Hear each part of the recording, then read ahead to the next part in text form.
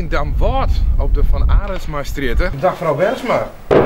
Waar ben je voor jou? En ik weet dat ik goed ben, want ik zie dat je hand in de metellen had.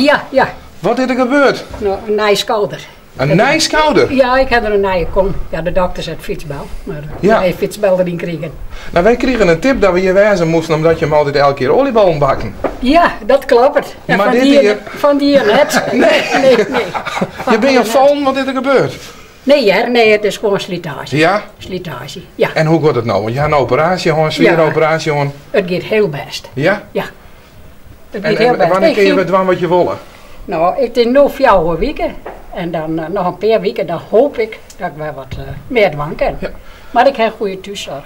Dat wordt goed op je post. Dat wordt goed op je post, ja. Dat is belangrijk, toch? Nou, zo, ja. Nou, Koen, we bij RTV NOF meesten mailtjes sturen waar volgens hun een heel mooi pakket oliebollen van bakkerij De Jong verdienen. Ja. En wij hebben een mailtje gekregen van die zei, nou, ze bakt elke keer oliebollen en dit hier net dus. Maar van waar je die mail denk je al?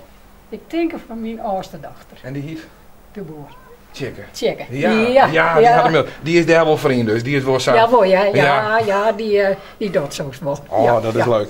Nou, ik vind het, steert het jou wat on en vooral de vraag ik, kun je de kwaliteit wat leiden, denk je al? Want jou bent expert. Ja, het weekend wel aardig lekker, ja. Ja?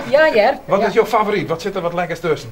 Nou, die appeldings, die vind ik altijd wel lekker. Appelbier, ja, die vind ik ook lekker. Dan beginnen we daar aan hoor. Die krent ik wel. Ja, die krent ik wel. Ja, je bent net krenter, je houdt Nee, ik hou van, ik maak graag oliebollen. Ja, dat snap ik. Zo, nou, je bent er lekker van.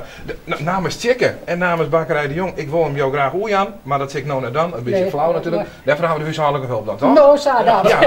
Ja, ik jou hem jou een oei. Nou, ik red het mij. Ja, je zit hem op tafel, hè? Ja. Nou, en wil je nog wat zien Chicken zitten? Want eigenlijk had zij hem aan je hem cadeau dienen. Ja, nou Chicken, heel hartelijk bedankt en ik vind het prachtig. Verrassend dichtbij.